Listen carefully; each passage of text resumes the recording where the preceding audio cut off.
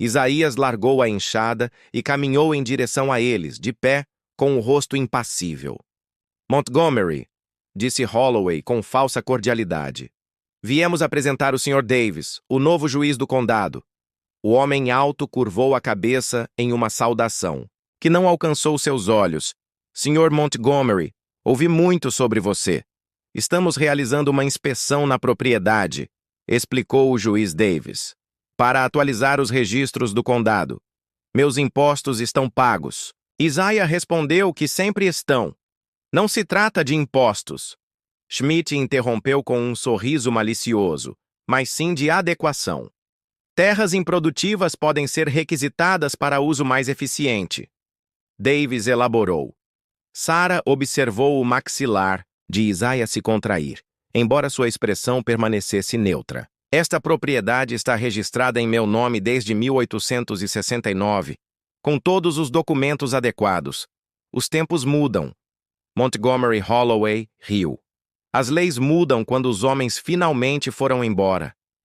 Sarah confrontou a Isaiah. Eles querem sua terra. Eles sempre quiseram, ele respondeu, voltando ao seu trabalho como se nada tivesse acontecido. Por quê? Está praticamente arruinada pela seca. A Isaiah hesitou porque há algo aqui que vale muito mais do que alguns acres de terra seca. Naquela tarde, Ruth Wilkins chegou em sua carroça coberta. Ela era uma mulher negra de meia-idade, com um porte formidável e olhos penetrantes. Ela trouxe suprimentos, sementes e notícias. O novo juiz visitou 5 propriedades hoje. Ela relatou enquanto examinava os hematomas de Sarah. Todas pertencentes a negros ou imigrantes. Isaiah assentiu, como se estivesse apenas confirmando suas suspeitas. Ruth entregou a ele um envelope lacrado que chegou hoje pelo telégrafo. Jenkins me pediu para entregá-lo discretamente. Enquanto Isaiah lia, sua expressão mudou para uma na cidade. Corriam como fogo em palha. Rumores sobre o homem negro que ousou comprar uma garota branca, sobre visitantes noturnos suspeitos em sua propriedade, sobre a proximidade da linha férrea que ligaria o condado às minas recém-descobertas. Ninguém notou o pequeno livro vermelho desaparecido do senhor, a casa de Collins, ou as mensagens codificadas enviadas por telégrafo tarde da noite. O que as pessoas poderosas de Lakewood Springs não sabiam era que, às vezes, aqueles considerados invisíveis são os que conseguem ver melhor e que a revolução ferroviária não começa com gritos, mas com sussurros nas sombras e planos tecidos por mãos que não têm nada a perder, apenas um futuro a reivindicar. Por dias após a visita do juiz Davis, uma tempestade inesperada caiu sobre Lakewood Springs. Ninguém notou a pequena figura se movendo nos fundos da prefeitura durante o caos. Uma capa escura a protegendo de olhares indiscretos. Sarah Collins, que todos presumiram que estava confinada como propriedade de Isaiah Montgomery, havia se infiltrado no coração do poder local, a chave em seu sapato roubada da mesa de seu pai. Semanas antes, finalmente encontrou seu propósito no gabinete do prefeito. Enquanto isso, Isaiah entrou no telégrafo completamente encharcado. Jenkins, o operador com silenciosa simpatia pelos marginalizados, apenas acenou com a cabeça. O fio está aberto para Boston, disse ele calmamente, deixando Isaiah sozinho com a máquina. Na manhã seguinte, o sol brilhava impiedosamente. O prefeito Marshall, o juiz Davis e 3 fazendeiros ricos se reuniram na Holloway's Tavern, visivelmente tensos. "Como assim desapareceu?" sibilou o prefeito, pálido como um fantasma. "Documentos não desaparecem simplesmente." "O armário estava trancado", respondeu o juiz, puxando nervosamente a gravata. "Ninguém além de você tem a chave."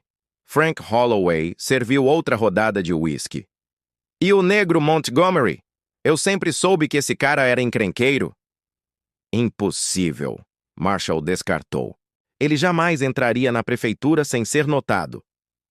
O que nenhum dos dois sabia era que naquele exato momento, 6 cópias dos documentos roubados estavam sendo afixadas nas entradas da igreja, do mercado e da prefeitura. Ruth Wilkins, com a calma de alguém que executa tarefas cotidianas, afixava os papéis que exporiam a conspiração. Um esquema para expropriar terras estratégicas, antes do anúncio oficial da ferrovia. Quando os sinos da igreja tocaram 10 às 10, um trem especial chegou na pequena estação. 3 homens em ternos impecáveis desceram um representante da Continental Railroad Company, um oficial federal do Departamento do Interior e um repórter do Boston Globe. Eles foram recebidos por Isaiah, que os conduziu pela Main Street, onde uma multidão já estava se reunindo em torno dos panfletos. O burburinho cresceu quando cidadãos comuns descobriram a magnitude da corrupção documentada no Collins Red Book. "É uma falsificação", gritou o prefeito Marshall, aparecendo na porta da taverna. "Mentiras fabricadas, incluindo sua assinatura em todas as páginas. Ou talvez o mapa detalhando como você pretendia desviar a rota ferroviária original para beneficiar terras adquiridas ilegalmente seja falsificado." Walter Schmidt tentou escapar pelos fundos apenas para encontrar o xerife bloqueando seu caminho. "Você sabia?" Schmidt perguntou incrédulo. "Nem tudo", respondeu o xerife. "Mas o suficiente para não impedir o que está acontecendo." A multidão estava crescendo, rostos que normalmente teriam desviado o olhar de Isaiah. Agora, o encaravam com uma mistura de choque e respeito relutante. Mas a verdadeira surpresa veio quando Sarah saiu da igreja, acompanhada pelo reverendo Thornton. Esta jovem anunciou: "O reverendo, correndo grande risco pessoal, forneceu provas cruciais de crimes que afetam todos os cidadãos desta cidade." Sarah permaneceu de pé, seus olhos encontrando o olhar furioso de seu pai, que acabara de chegar. "Você!" Collins rosnou, avançando em sua direção. "Eu não faria isso", interrompeu o policial federal. "Sua filha já nos forneceu detalhes suficientes sobre como você e o prefeito falsificaram documentos de propriedade pertencentes a pelo menos 7 famílias nos últimos 2 anos. Um telegrama foi entregue publicamente ao juiz Davis. A Ordem dos Advogados de Massachusetts tem grande interesse em descobrir como um homem expulso por má conduta judicial está agora servindo como juiz em outro estado." O repórter observou: "Você não pode fazer isso." O prefeito sibilou, olhando freneticamente ao redor. "Esta cidade me pertence." "Pertencia", corrigiu o representante da ferrovia.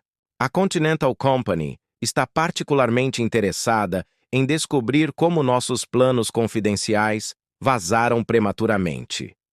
O caos que se seguiu foi meticulosamente documentado: a tentativa de fuga fracassada do prefeito, a confissão desesperada de Holloway, os gritos de raiva de Collins, enquanto os policiais confiscavam o livro vermelho de sua casa. O momento mais extraordinário aconteceu quando Sarah confrontou seu pai publicamente. "Você me vendeu", ela declarou sem pestanejar. "Como? Se eu fosse menos que humana assim como você vendeu a dignidade desta cidade." Collins, encurralado, revelou a extensão de sua crueldade. "O que você esperava? Sua mãe fugiu porque ela não suportava olhar para você, a lembrança viva do nosso erro. Você nunca valeu o ar que respirou." O silêncio que se seguiu foi quebrado pela voz calma de Isaiah. "Cada pessoa nesta praça vale exatamente o mesmo, Sr. Collins. Essa é a verdade que você tentou enterrar. Não há preço para a dignidade humana." À medida que os conspiradores eram presos, a turbulência só crescia. Alguns exigiam justiça imediata.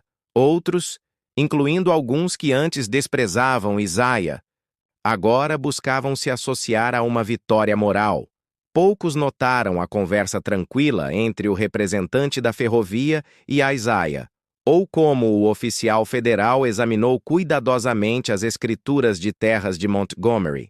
Ninguém notou o olhar trocado entre Ruth e Sarah quando o repórter pediu para entrevistá-los. A cidade havia sido abalada até os alicerces, mas uma pergunta permanecia no ar, sussurrada nos cantos da praça enquanto a multidão se dispersava.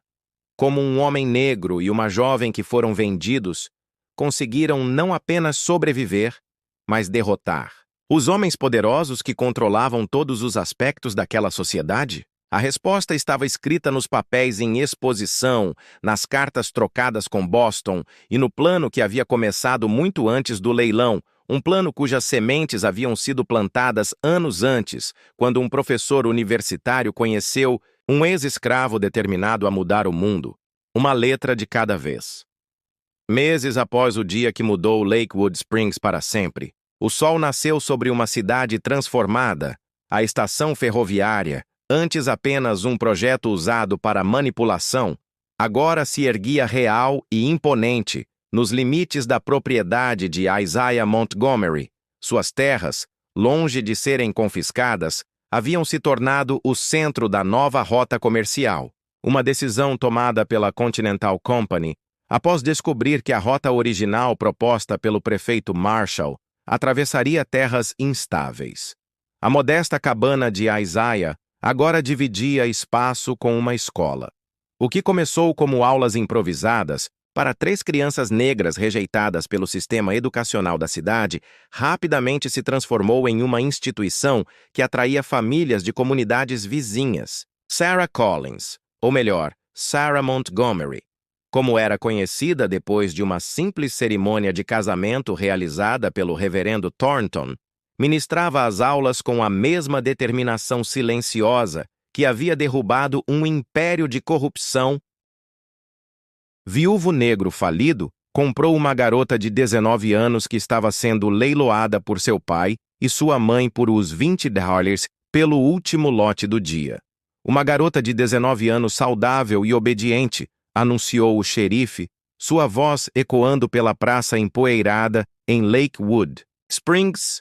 O filho de June espancou impiedosamente enquanto os moradores da cidade assistiam alguns em silêncio constrangedor, outros com interesse mórbido no espetáculo grotesco que se desenrolava diante deles. Isaiah Montgomery, um viúvo de 42 anos, e o único homem negro que possuía terras na área, estava atrás da multidão com os punhos cerrados. A jovem, na pequena plataforma improvisada, mantinha os olhos fixos no chão, seu cabelo desgrenhado cobrindo parcialmente um hematoma recente. Em sua bochecha, seus pais, um casal desgastado por uma vida difícil, assistiam à cena com expressões vazias. 25 Mars. Gritou uma voz de cavalo do outro lado da rua. Frank Holloway, dono da taverna local, levantou a mão com um sorriso que não escondia suas intenções. A garota tremeu visivelmente. 30. Uma segunda voz surgiu. Walter Schmidt, um fazendeiro conhecido por seu temperamento violento, especialmente depois de algumas bebidas. Isaías fechou os olhos brevemente. 30 era praticamente tudo o que lhe restava depois da seca que devastou sua pequena plantação. Era o dinheiro que ele havia reservado para sementes para a próxima estação. Era sua última chance de salvar a terra que ele havia trabalhado tanto para adquirir após a morte de sua esposa. 50 horas. A voz profunda de Isaiah cortou o murmúrio. Da multidão, um silêncio absoluto caiu sobre a praça. Dezenas de rostos brancos se voltaram simultaneamente em sua direção. Expressões de choque e indignação mal contidas. O pai da menina estreitou os olhos. Sua boca se contorceu em uma mistura de desprezo e ganância. Eu não vou dar minha filha para uns 70 raa, Isaiah. Interrompeu-se, aproximando do centro em moedas de ouro. Agora o xerife pigarreou visivelmente. Desconfortável, Sr. Montgomery. Eu não acho que você... A lei diz que qualquer homem livre pode participar de um leilão público, disse Isaiah, sem desviar o olhar.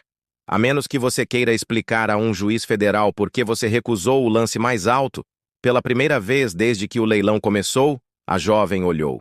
Para cima por um breve momento, seu olhar encontrou o de Isaiah. Não havia esperança, havia apenas resignação e um cansaço profundo demais para alguém tão jovem. $70 assim que o xerife anunciou relutantemente.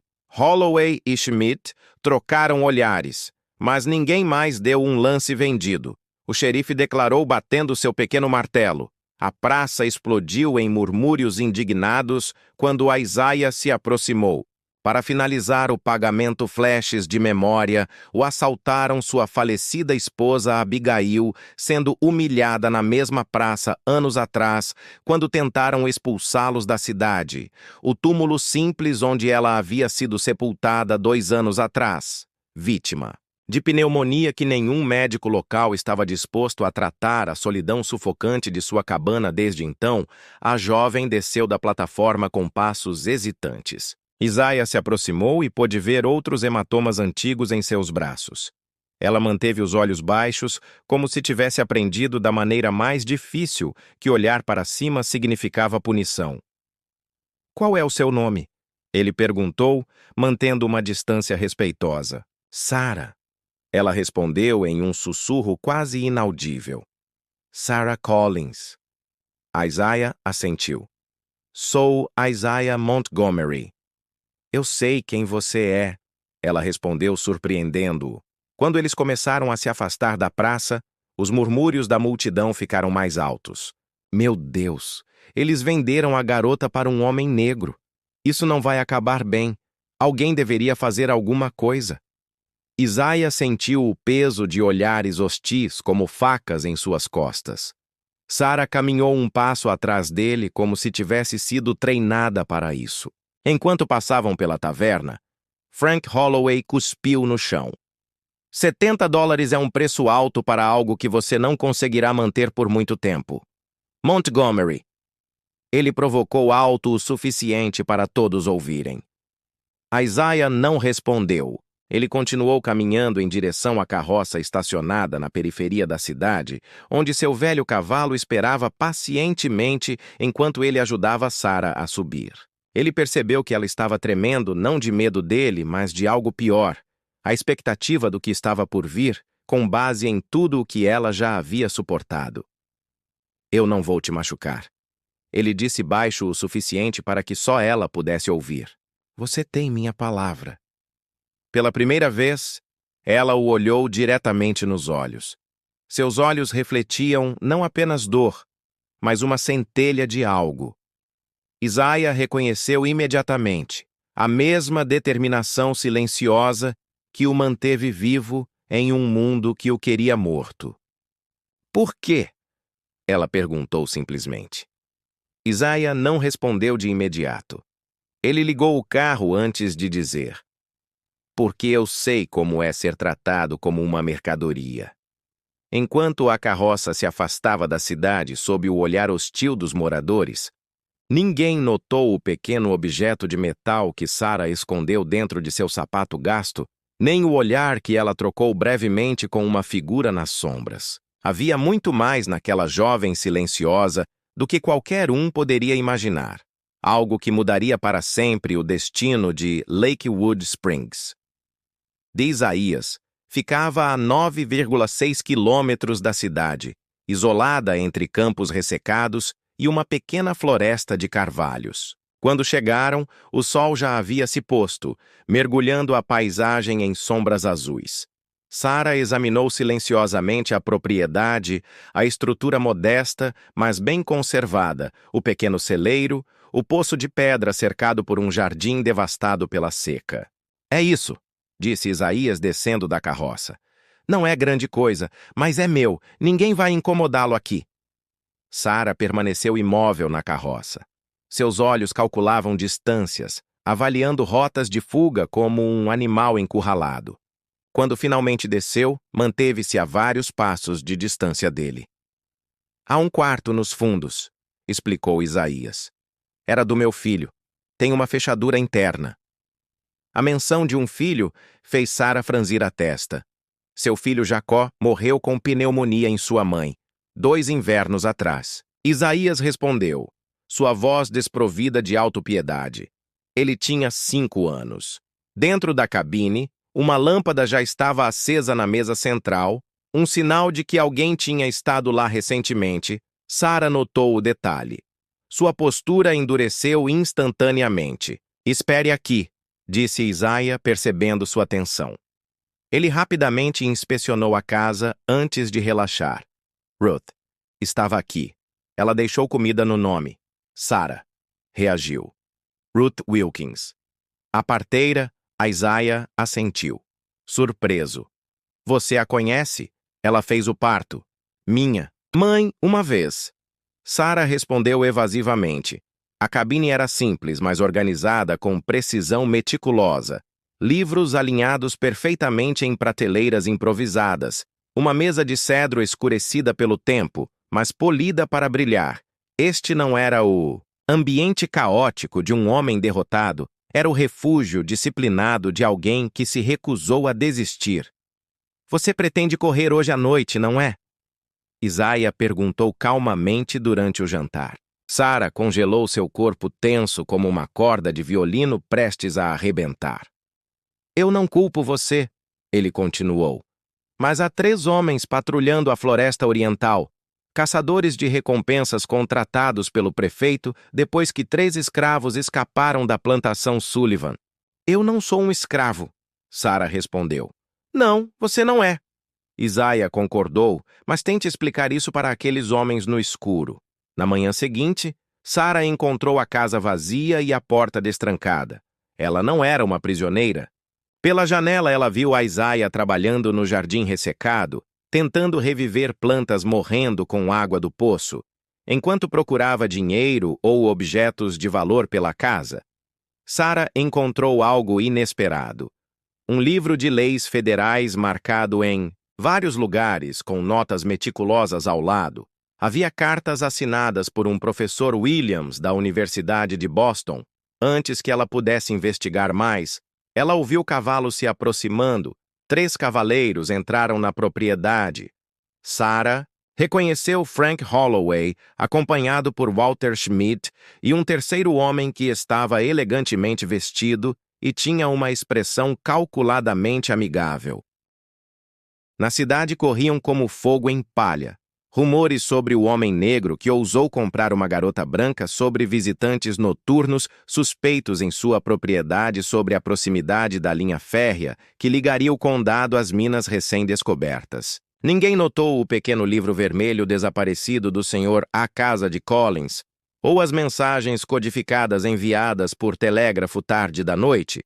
O que as pessoas poderosas de Lakewood Springs não sabiam era que, às vezes, aqueles considerados invisíveis são os que conseguem ver melhor e que a revolução ferroviária não começa com gritos, mas com sussurros nas sombras e planos tecidos por mãos que não têm nada a perder, apenas um futuro a reivindicar por dias após a visita do juiz Davis. Uma tempestade inesperada caiu sobre Lakewood Springs. Ninguém notou a pequena figura se movendo nos fundos da prefeitura durante o caos, uma capa escura a protegendo de olhares indiscretos. Sarah Collins, que todos presumiram que estava confinada como propriedade de Isaiah Montgomery, havia se infiltrado no coração do poder local. A chave em seu sapato, roubada da mesa de seu pai, semanas antes, finalmente encontrou seu propósito no gabinete do prefeito. Enquanto isso, Isaiah entrou no telégrafo completamente encharcado. Jenkins, o operador com silenciosa simpatia pelos marginalizados, apenas acenou com a cabeça. O fio está aberto para Boston, disse ele calmamente, deixando Isaiah sozinho com a máquina. Na manhã seguinte, o sol brilhava impiedosamente. O prefeito Marshall, o juiz Davis e 3 fazendeiros ricos se reuniram na Holloway's Tavern, visivelmente tensos. Como assim desapareceu? Sibilou o prefeito, pálido como um fantasma. Documentos não desaparecem simplesmente. O armário estava trancado, respondeu o juiz, puxando nervosamente a gravata. Ninguém além de você tem a chave. Frank Holloway serviu outra rodada de uísque. E o negro Montgomery? Eu sempre soube que esse cara era encrenqueiro. Impossível, Marshall descartou. Ele jamais entraria na prefeitura sem ser notado. O que nenhum dos dois sabia era que naquele exato momento, 6 cópias dos documentos roubados estavam sendo afixadas nas entradas da igreja, do mercado e da prefeitura. Ruth Wilkins, com a calma de alguém que executa tarefas cotidianas, afixava os papéis que exporiam a conspiração, um esquema para expropriar terras estratégicas, antes do anúncio oficial da ferrovia. Quando os sinos da igreja tocaram 10 zeros, um trem especial chegou na pequena estação. 3 homens em ternos impecáveis desceram, um representante da Continental Railroad Company, um oficial federal do Departamento do Interior e um repórter do Boston Globe. Eles foram recebidos por Isaiah, que os conduziu pela Main Street, onde uma multidão já estava se reunindo em torno dos panfletos. O burburinho cresceu quando cidadãos comuns descobriram a magnitude da corrupção documentada no Collins Red Book. É uma falsificação, gritou o prefeito Marshall, aparecendo na porta da taverna. Mentiras, fabricadas, incluindo sua assinatura em todas as páginas. Ou talvez o mapa detalhando como você pretendia desviar a rota ferroviária original para beneficiar terras adquiridas ilegalmente seja falsificado. Walter Schmid tentou escapar pelos fundos apenas para encontrar o xerife bloqueando seu caminho. Você sabia? Schmidt perguntou incrédulo. Nem tudo, respondeu o xerife, mas o suficiente para não impedir o que está acontecendo. A multidão estava crescendo rostos que normalmente teriam desviado o olhar de Isaiah. Agora o encaravam com uma mistura de choque e respeito relutante. Mas a verdadeira surpresa veio quando Sarah saiu da igreja acompanhada pelo reverendo Thornton. Esta jovem anunciou: o reverendo, correndo grande risco pessoal, forneceu provas cruciais de crimes que afetam todos os cidadãos desta cidade. Sarah permaneceu de pé, seus olhos encontrando o olhar furioso de seu pai, que acabara de chegar. Você! Collins rosnou avançando em sua direção. Eu não faria isso, interrompeu o policial federal. Sua filha já nos forneceu detalhes suficientes sobre como você e o prefeito falsificaram documentos de propriedade pertencentes a pelo menos 7 famílias nos últimos 2 anos. Um telegrama foi entregue publicamente ao juiz Davis. A Ordem dos Advogados de Massachusetts tem grande interesse em descobrir como um homem expulso por má conduta judicial está agora servindo como juiz em outro estado. O repórter observou. Você não pode fazer isso. O prefeito sibilou, olhando freneticamente ao redor. Esta cidade me pertence. Pertencia, corrigiu o representante da ferrovia. A Continental Company está particularmente interessada em descobrir como nossos planos confidenciais vazaram prematuramente.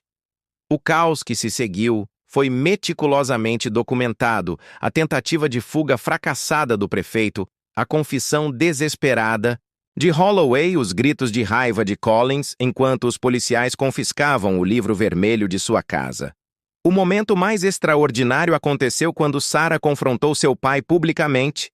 Você me vendeu, ela declarou sem pestanejar, como se eu fosse menos que humana, assim como você vendeu a dignidade desta cidade. Collins, encurralado, revelou a extensão de sua crueldade. O que você esperava? Sua mãe fugiu porque ela não suportava olhar para você, a lembrança viva do nosso erro. Você nunca valeu o ar que respirou. O silêncio que se seguiu foi quebrado pela voz calma de Isaiah. Cada pessoa nesta praça vale exatamente o mesmo, Sr. Collins. Essa é a verdade que você tentou enterrar. Não há preço para a dignidade humana. À medida que os conspiradores eram presos, a turbulência só crescia. Alguns exigiam justiça imediata. Outros, incluindo alguns que antes desprezavam Isaiah, agora buscavam se associar a uma vitória moral. Poucos notaram a conversa tranquila entre o representante da ferrovia e Isaiah, ou como o oficial federal examinou cuidadosamente as escrituras de terras de Montgomery.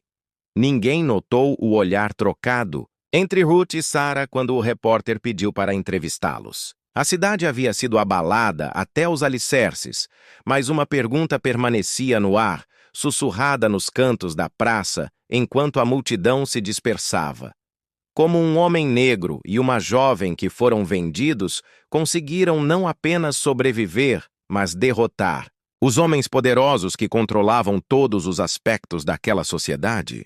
A resposta estava escrita nos papéis em exposição, nas cartas trocadas com Boston e no plano que havia começado muito antes do leilão.